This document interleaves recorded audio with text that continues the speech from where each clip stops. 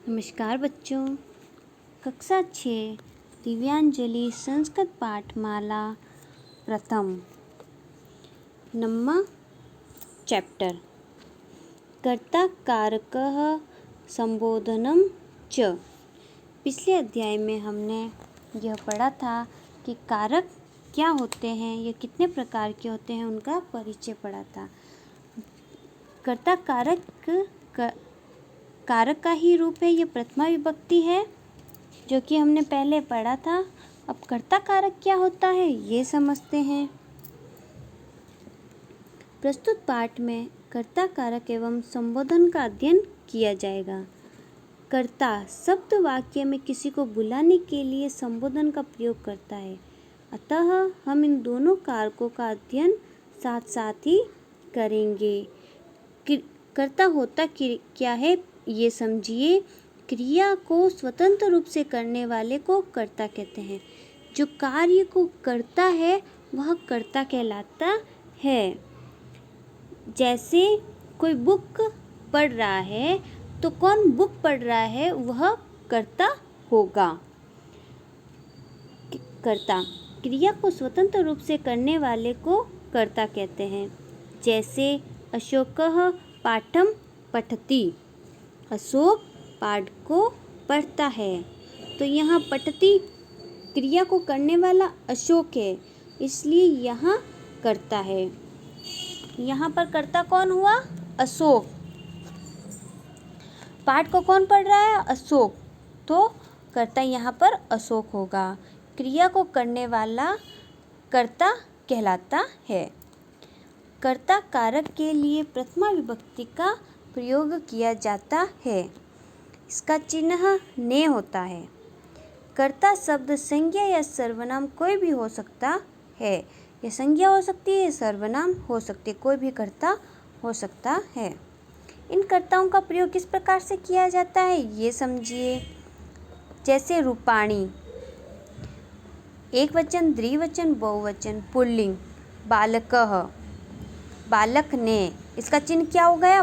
ने। तो यहाँ क्या आ गया? बालक ने। बालकाऊ, दो बालकों ने। बालकाः, अनेक बालकों ने।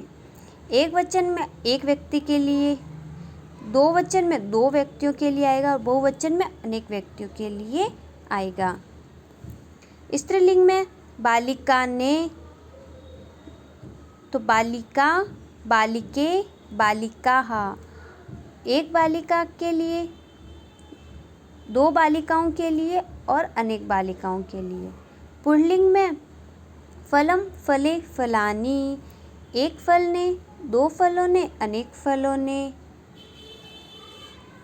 यदि कर्ता कारक में ने चिन्ह की आवश्यकता न हो तो इसका प्रयोग नहीं किया जाता। जैसे बालक, एक बालक। हम ऐसे भी बोल सकते हैं एक बालक, दो बालक या अनेक बालक। कर्ता कारक में किम शब्द के रूपों का प्रयोग, कर्ता कारक में किम शब्द का रूपों का प्रयोग किस प्रकार किया जाता है यह बतलाते हैं। एक वचन, द्विवचन और बहुवचन में। पुल्लिंग में कह, कह मतलब किसने। काऊ, किन दोनों ने, दो के लिए पूछेंगे तो काऊ। किन सबने के लिए तो के। स्त्रीलिंग में किस प्रकार से इसका प्रयोग में लेंगे? का, किसने। पुल्लिंग में तो कह आएगा और स्त्रीलिंग में पूछेंगे तो का आएगा। बालिका हो, स्त्री हो, कोई भी हो। द्विवचन में के, किन दोनों ने। कहा यानी किन सब ने। नपुंसकलिंग किम यानी क्या। के क्या दो। कानी यानी क्या शब्द। कर्ता कारक का वाक्य में प्रयोग, इनका प्रयोग वाक्य में किस प्रकार से किया जाता है ये देखिए। कह गच्छति, कह मतलब कौन। अभी हमने पढ़ा था पुल्लिंग में कह आएगा, तो कह यानी कौन, गच्छति यानी जाना, कौन जाता है। छात्रः गच्छति, एक छात्र जाता है, एक ही छात्र है तो एक छात्र जाता है। काऊ धावतः, कौन दो जाते हैं? मृगाऊ धावतः, दो हिरण जाते हैं। के नमन्ति, कौन नमस्कार करते हैं? भक्ताः नमन्ति, अनेक भक्त नमस्कार करते हैं। दो या दो से अधिक के लिए के का प्रयोग होगा। अब स्त्रीलिंग में देखिए, का पाठयति, कौन पढ़ाती है? शिक्षिका पाठयति, एक अध्यापिका पढ़ाती है। के पचतः, कौन दो पकाती है?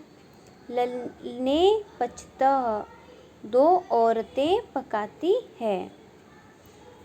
का गायन्ति, कौन गाती है?